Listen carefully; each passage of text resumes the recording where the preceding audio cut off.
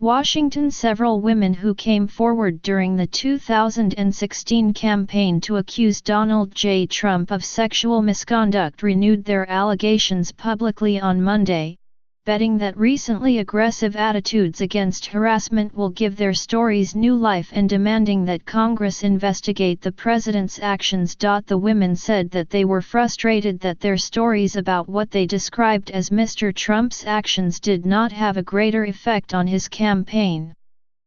But they also expressed hope that they would be taken more seriously after a torrent of similar accusations had toppled the careers of powerful men in the news media, business, and politics. Now it's just like, all right, let's try round 2, the environment is different, let's try again. Samantha Halvey, a former contestant in the Miss USA pageant, said Monday morning on the NBC program Megyn Kelly Today. She repeated her charge that Mr. Trump ogled her and other women in the pageant's hair and makeup room. Ms.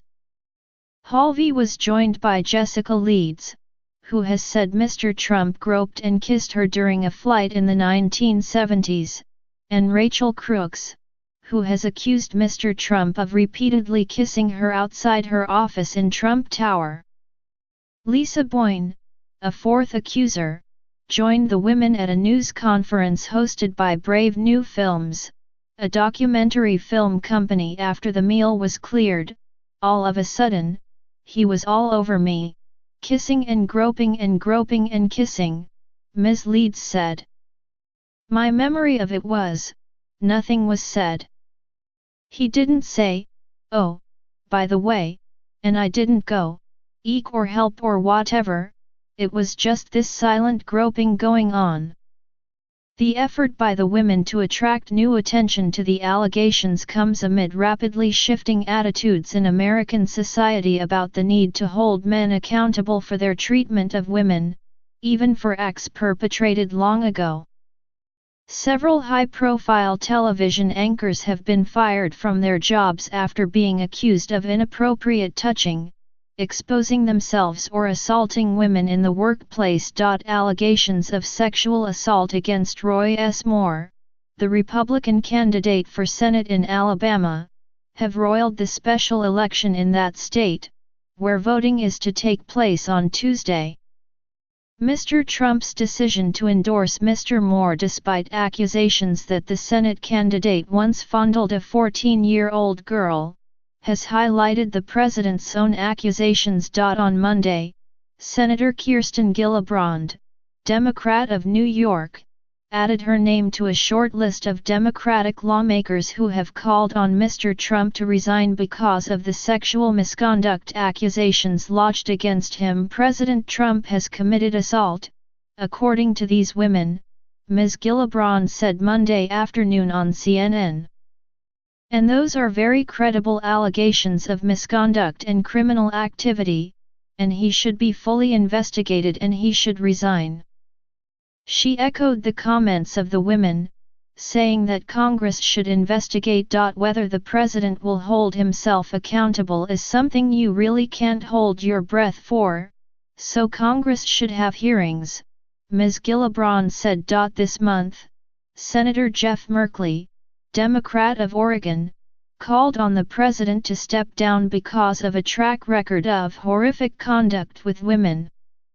Senator Bernie Sanders, an independent from Vermont, said on Sunday that the president has been accused by many women of assault and urged him to consider resigning the way that Senator Al Franken, Democrat of Minnesota, agreed to do after multiple allegations of inappropriate behavior. Senator Cory Booker, Democrat of New Jersey, told Vice News on Sunday that the accusations by the women against Mr. Trump were far more damning. White House officials on Monday repeated the president's claim that the accusations of sexual misconduct were false and that the women were lying. The president has directly responded and said that these allegations are false, and that's what I'm doing in relaying that information to you, Sarah Huckabee Sanders, the White House press secretary, told reporters. Asked whether Congress should investigate, Ms. Sanders noted that voters had already made a judgment about the allegations. This took place long before he was elected to be president, Ms. Sanders said. And the people of this country, at a decisive election, supported President Trump, and we feel like these allegations have been answered through that process. The women accusing the president originally came forward, along with several others, in October 2016 after reports emerged of Mr. Trump talking crudely on an Access Hollywood recording. Mr. Trump admitted to making the comments on the tape, and apologized for them, but he vehemently denied the allegations of misconduct and harassment by the other women. After Mr. Trump's victory on Election Day, interest waned in the allegations. Several of the women said on Monday that they were angry that their decision to tell their stories did not initially seem to be taken seriously. It was heartbreaking last year, Ms. Halvey said on the NBC program. We are private citizens, and for us to put ourselves out there, to try to show America who this man is, and especially how he views women, for them to say, "Meh, we don't care," it hurt. It remains to be seen whether the women will now be treated differently. Nikki R. Haley, the ambassador to the United Nations and a prominent woman in Mr. Trump's cabinet, broke with White House talking points on Sunday when she said that the president's accusers should be heard and should feel free to come forward even though the election was over. "I know that he was elected," Ms. Haley said on CBS's Face the Nation. "But, you know, women should always feel comfortable coming forward. And we should all be willing to listen to them." At the White House, Ms. Sanders responded to a question about Ms. Haley's comments by saying that the president agreed in generic terms that it's a good thing that women are coming forward to tell their stories about harassment.